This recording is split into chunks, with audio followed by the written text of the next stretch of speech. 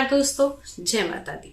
मैं आचार्य वसुधा आप सभी का हार्दिक अभिनंदन करती हूँ आपके अपने YouTube चैनल पर। दोस्तों, आज मैं आपसे बात करूंगी कि आने वाला महीना, जी हाँ, अप्रैल 2024 कैसा रहने वाला है ग्रह गोचर की स्थिति के हिसाब से आपके लिए। आज के वीडियो में चर्चा करेंगे हम वृश्चिक लगन वाले जातकों की, जिन लोगों की कुंडली शुरू होती है 8 नंबर से। तो ये वीडियो आप सभी के लिए है।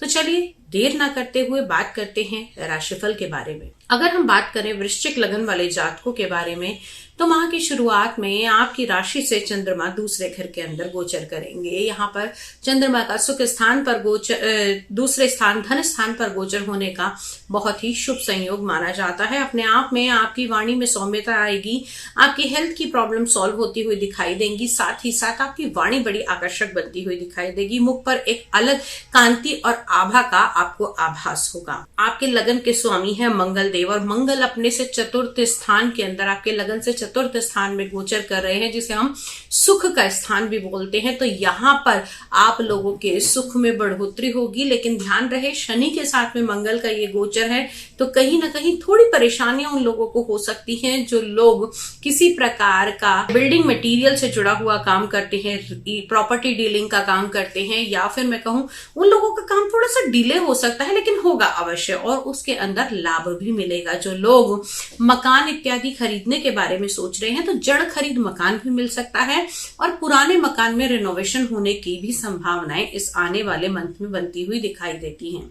शिक्षा की बात करें तो शिक्षा के क्षेत्र में जुड़े लोगों के लिए माह की शुरुआत का टाइम, जी हाँ, 1 तारीख से लेकर 13 तारीख तक का जो टाइम है वो थोड़ा सा डिस्टर्ब आपको कर सकता है। क्यों कर सकता है? क्योंकि अगर हम देखें तो सूर्य देव आपके कर्म के स्वामी, आपके व्यवसाय के स्वामी हैं, और यहाँ पर सबसे बड़ी बात, सूर्य को हम मानते हैं आपके कॉन्फिडेंस का कारक, और ये शिक्षा के स्थान पर आकर राहु से पीड़ित हैं। तो यहाँ पर थोड़ी सी समस्या आएंगी। आपको आता भी होगा तो आप लिख नहीं पाएंगे, आप अपने भावों को, अपने जो आपने याद किया है उसको प्रॉपरली एक्सप्रेस नहीं कर पाएंगे। इन सब से बचने के लिए आपको सूर्य देव की आराधना करनी चाहिए, और जितना अधिक हो सके प्रातः काल उठकर सूर्य को अवश्य जल देने की आदत आपको डालनी चाहिए। ये न केवल आज ही बल्कि आपकी सारी उम्र आपके व्यवसाय में, आपके बिजनेस में आपकी हेल्प करेंगे। अब बात कर लेते हैं आपके संतान पक्ष के बारे में। तो दोस्तों, अगर संतान की बात करूं तो यहाँ पर संतान का थोड़ा सा कंसंट्रेशन पढ़ाई को लेकर हट सकता है, लेकिन घबराने की आवश्यकता नहीं है। 13 तारीख के बाद में चीजें ठीक होंगी। संतान इस समय में थोड़ी जिद्दी, और सबसे बड़ी चीज लग्जरियस आइटम खरीदने के लिए, या फिर मैं कहूं अपने शौक को पूरा करने के लिए आपसे इस प्रकार की जिद कर सकती है। जैसे आपके बच्चे कहें कि हमें अभी नया मोबाइल चाहिए, या हमें कहीं घूमने जाना है, तो इस प्रकार की डिमांड्स आपके आने वाले महीने में आपके सामने आ सकती हैं।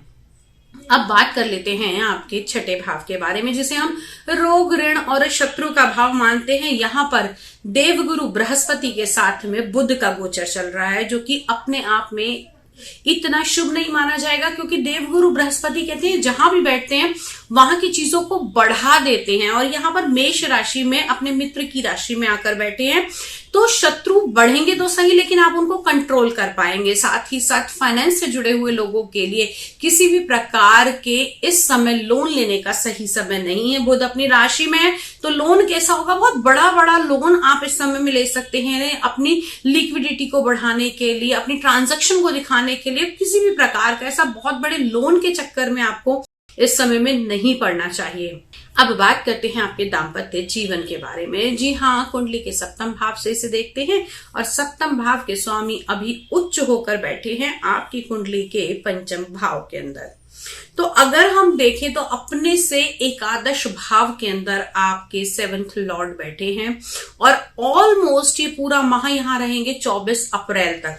तो यहाँ पर आपके दाम्पत्य जीवन में आकर्षण तो बढ़ेगा ही बढ़ेगा, साथ ही साथ आपके दाम्पत्य जीवन को सुखी और सुगम बनाता हुआ दिखाई देगा ये शुक्र का परिवर्तन।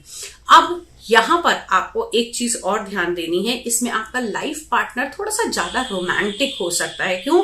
क्योंकि सप्तम भाव का स्वामी प्रेम के स्थान में जाकर बैठा है, उनकी आपसे बहुत ज्यादा एक्सपेक्टेशन हो सकती है। तो अपने आप को थोड़ा सा एक्सप्रेसिव आपको बनाना होगा।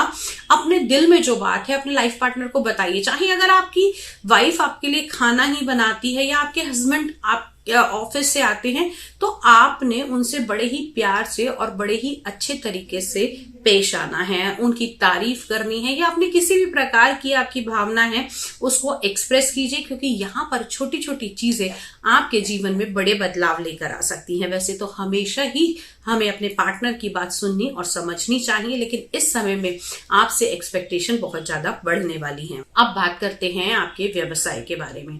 तो जैसा कि हमने कहा था कि आपके कर्म के स्वामी, आपके व्यवसाय, आपके नौकरी भाव के स्वामी अगर हम देखें तो बिजनेस भाव के स्वामी, दशम भाव के स्वामी सूर्य देव राहु से पीड़ित हो रहे हैं। हालांकि 13 तारीख तक यहीं रहने वाले हैं, लेकिन उसके बाद में जैसे ही राशि परिवर्तन होगा तो आ जाएंगे छठे भाव के अंदर।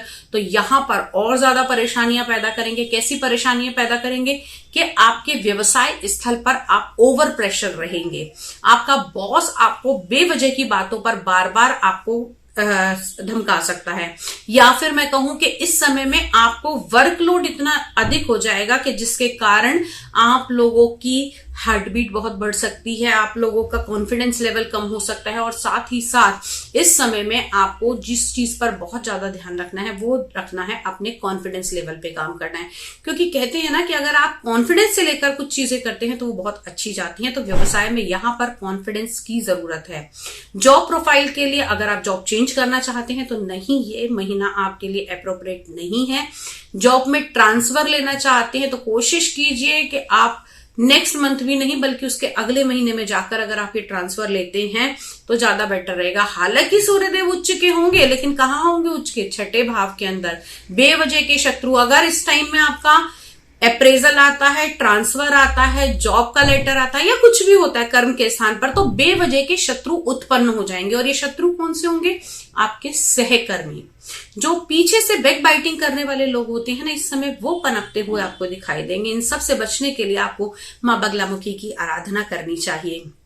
साथ ही साथ आप मां बगलामुखी की यदि आराधना नहीं कर सकते तो केवल उनके नाम मात्र से भी आपके कष्टों का निवारण हो सकता है। अब दोस्तों, ये तो है ओवरऑल कुंडली की प्रेडिक्शन, लेकिन हर व्यक्ति का अपना अलग ही हॉरोस्कोप है। ग्रह नक्षत्र प्रभावित करेंगे, लेकिन आपके कर्म, आपके नक्षत्र, आपकी दशा, ये सब भी बहुत ज्यादा इंपॉर्टेंस रखती है।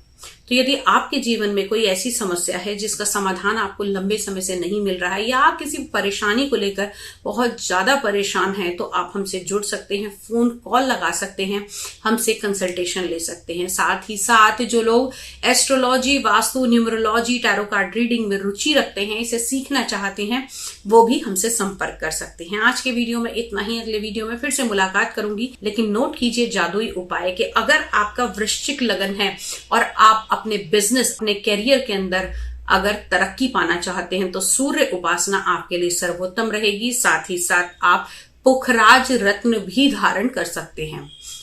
फिर मिलती हूं अगले वीडियो में, तब तक के लिए जय मां भगवती।